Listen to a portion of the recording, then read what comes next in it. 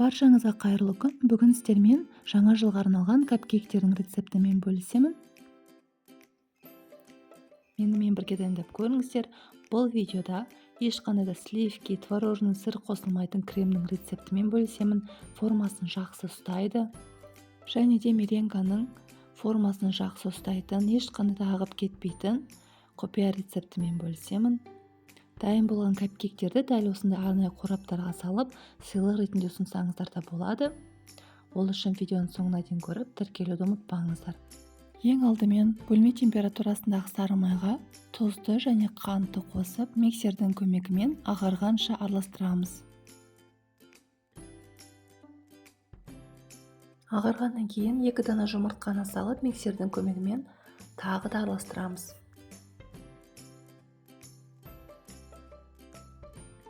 Артынан сүт қосамыз. Ең соңында ұнды және қопсытқышты електен өткізіп, миксердің көмегімен бір қалыпты масса болғанша араластырамыз. Бұл рецепт бойынша 15 дана капкейк шығады. Рецепті 2 есе көбейтіп, немесе 2 есе азайтып жасасаңыздар да болады. Капкейктерді арнайы осындай кекске арналған формаға салып шығамыз. Мен арнайы балмұздаққа арналған қасықпен толтырып шықтым. Кез келген қасықпен толтыра берсеңіздер болады. Форманың 3-тен 2 бөлігін толтырамыз. 180 градуста 20-25 минут шамасына пісіреміз. Ендігі кезекте меренге дайындайтын боламыз. Ақуыз салынатын ыдысымыз тап-таза болу қажет. 1 тамшы су, 1 тамшы май болмау қажет. Егер де 1 тамшы су, май болатын болса, немесе ақуыз бен сарыуызды бөліп жатқан кезде сарыуыз тамып кететін болса, онда меренге дұрыс шықпай қалатын болады. Ақуыздан бөлінген сарыуызды дәл осы алып қойып, кеспе жасасаңыздар болады, немесе самсаның нанның бетіне жақсаңыздар да болады. Бұл жерде біз белокты, яғни ақуызды 150 граммдай таза өзін алып өлшейміз. Егер де орташа жұмыртқа болатын болса, онда 5 жұмыртқа кететін болады. Ал егер де үлкенірек жұмыртқа болатын болса, онда 4 жұмыртқа кететін болады. Ақуыз бен сарыуызды бөліп болғаннан кейін, меренге жасау үшін бізге тұз, қант ұнтағы, қант және жүгері крахмалы қажет болады. Ақуызға тұзды және қантты қосып болғаннан кейін, миксердің көмегімен ең төменгі жылдамдықтан бастап араластырамыз. Бірден үлкен жылдамдықпен араластыруға болмайды. Ең төменгі жылдамдықтан бастап, жылдамдығын жайлап көбейтіп отырамыз. Егер де осындай миксер болмайтын болса, кәдімгі қол миксермен де араластыра берсеңіздер болады. Меренге дайын болған кезде, дәл осындай шетіндегі масы ортасына қарай жиналады және формасын жақсы ұстайтын болады. Сол кезде миксерді тоқтатып, ары қарай меренганы дайындай береміз. Артынша қант ұнтағын және жүгері крахмалын қосамыз. Қант ұнтағы мен жүгері крахмалының есебінен безелер, яғни меренга формасын жақсы ұстайтын болады, ақ кетпейтін болады. Астынан үстіне қарай араластырамыз, бірден қатты араластырмаймыз. Жалпы меренганы дайындап болғаннан кейін кез келген формада өздеріңіздің қалауларыңыз бойынша жасай берсеңіздер болады. Мен бұл жерде шыршаны және аққаланы жасайтын болғандықтан 3 бөлікке бөліп, шыршаға арналған меренганы жасыл түске, аққаланың қалпағына арналған меренганы қызыл түске және аққалаға арналған меренганы ақ түсте қалдырдым. Және осындай насаткаларды пайдаландым. Барлығын видеодағыдай жасап шығамыз.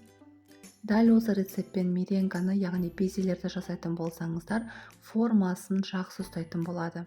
Және безелердің астына силиконды коврикті немесе пергаментті қағазын төсеген дұрыс, себебі кепкеннен кейін оңай алынатын болады. Менде бұл рецепт бойынша безелер көбірек шықты. Бұл рецепті 2 есе азайтып жазсаңыздар да болады.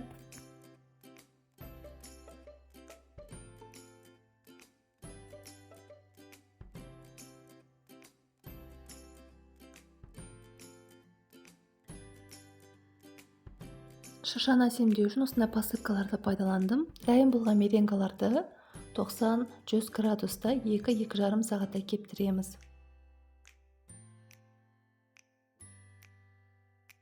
Безелердің дұрыс кепкенін білу үшін дәл осылай безелерді алған кезде астында ешқандай су бөлінбеу керек, құрғақ болу қажет. Және де осындай пищевой фломастерді пайдаландым. Егер пищевой фломастер болмаса, кәдімгі шоколадты ерітіп бет әлпетін жасасаңыздар болады. Ендігі кезекте сливкисіз творожный сыр қолданылмайтын крем дайындаймыз. Ол үшін бізге 2 дана жұмыртқа қажет болады. Жұмыртқаның ақ уызы мен сары уызын бөліп аламыз. Және сол ақ уыздың салмағын өлшеп, сол ақ уыздың салмағына байланысты қантты 2 есе көбірек аламыз және суды 2 есе кем аламыз. Қант пен суды араластырып болғаннан кейін отқа қоямыз. Қайнаған сәттен бастап ешқандай да қасықты тигізбей араластырмаймыз. Егер араластыратын болсаңыздар кристалға айналып кететін болады. Дәл осылай қайнаған сәттен бастап бір 4 минут 5 минут шамасында қайнатқаннан кейін ақ уызды миксердің көмегімен формасын ұстағанша араластырамыз.